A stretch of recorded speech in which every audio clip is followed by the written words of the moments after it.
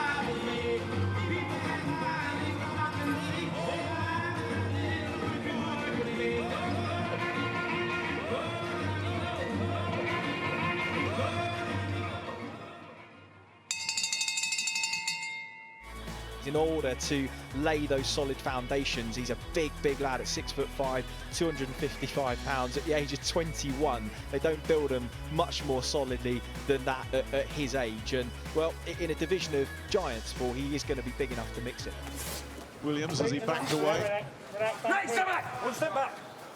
He's very cautious here. Williams, understandably so. I think he's already felt the power of the Romford Bull. Comes back with his jab, tries to put the young pup in his place. You speak to Richie Wood or Rob McCracken, they'll all tell you the same thing. And Fisher said, look, it's taken a while to get used to him, but I feel like my jab is starting to match his now. If you're a big, solid heavyweight with a good jab, that's going to take you a long way when you're as big and strong as Johnny Fisher is. See, every time he tries to attack and engage, Williams is stepping in and leaning into him, and he's just going a little bit too close and smothered in his own way. That's better. Now take a little step back, wait, and then go again. Don't get too close to him. That's where the frustration will come from with Fisher, and I'm starting to see it just creeping a little bit. Got to keep his head about him. Jab's the key for Fisher now. Good body shots. Body shots, yeah. And he's sunk a few of those in. Williams is sagging in front of our eyes here. Well, there is the big right-hand load up again. Well, I guess if he does wear Williams out, he might just land one, but at the moment, Williams is seeing those coming from a long way off.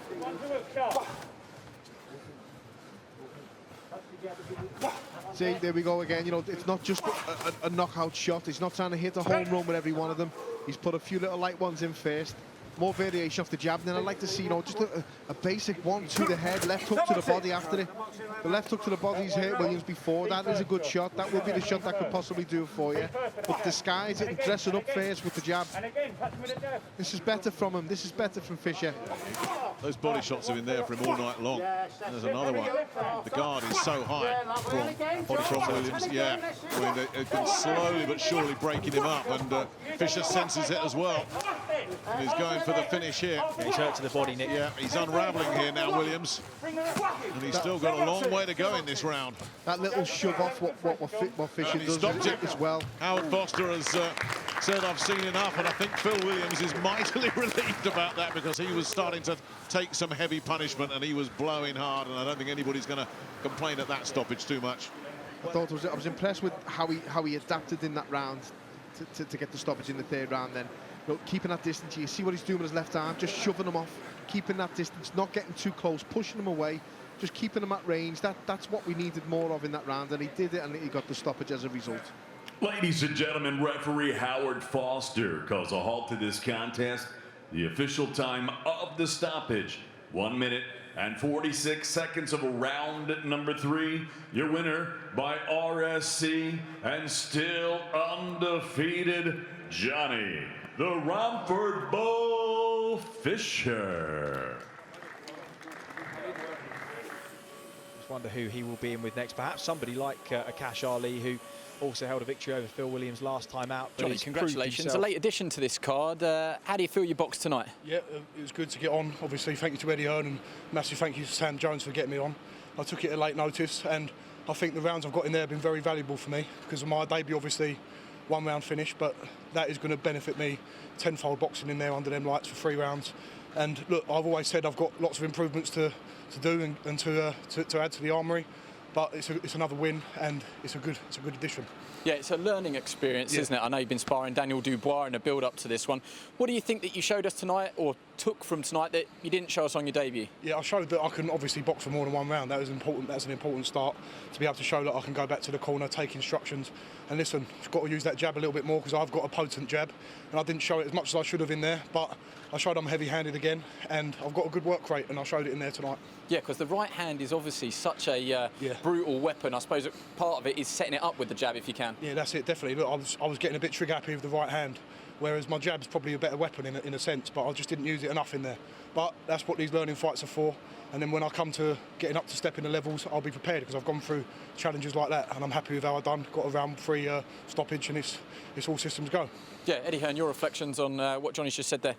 I think it was a good performance. I mean, he loads up a lot sometimes. You know, he wants to do damage with every shot, which is great for the fans and exciting, but in time he'll learn to take his time a little bit more. Like he said, he's got a fantastic jab, but it's all a learning process. You know, it's good 3 rounds tonight. Thank you for Phil Williams. You know, those guys are so important for the development of young British fighters, because they're strong, tough, hard men that give these guys rounds. And you can hear the shot thudding. I mean, it's not a pleasant thing to be in the ring with Johnny Fisher. So we know there's a long way to go. You know, he's going to be having 6, 7, 8, 9 more fights of not similar levels, stepping up slightly, but just getting the ring craft, taking the time.